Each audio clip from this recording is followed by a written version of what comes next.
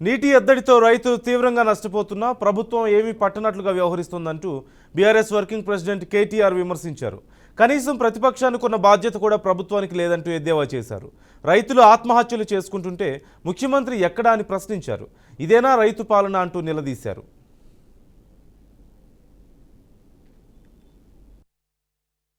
వ్యవసాయ మంత్రి ఇది కాలం తెచ్చిన కరువు అంటున్నాడు. అయ్యా మంత్రి గారు, ఇది కాలం తెచ్చిన కరువు కాదు, చేతగాని నీ ప్రభుత్వం, చేతగాని కాంగ్రెస్ తెచ్చిన కరువు. 100% నీళ్లుండి ఇవ్వలేని అసమర్థ ప్రభుత్వం తెచ్చిన కరువు. మీకు 110 రోజులు సరిపోలేదా?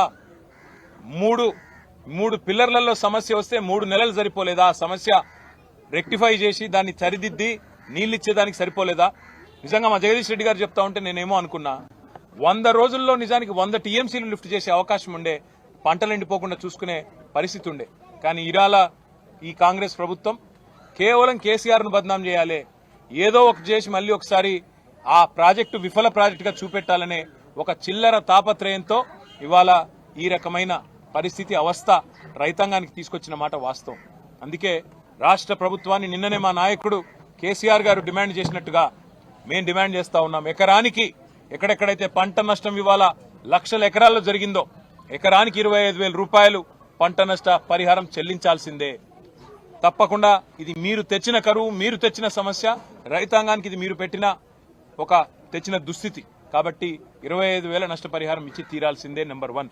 నెంబర్ 2, ఇప్పటి వరకు ఒక్క మంత్రి గాని ముఖ్యమంత్రి గాని రైతుల దగ్గరికి వచ్చి పలకరించిన పాపాన పోలేదు.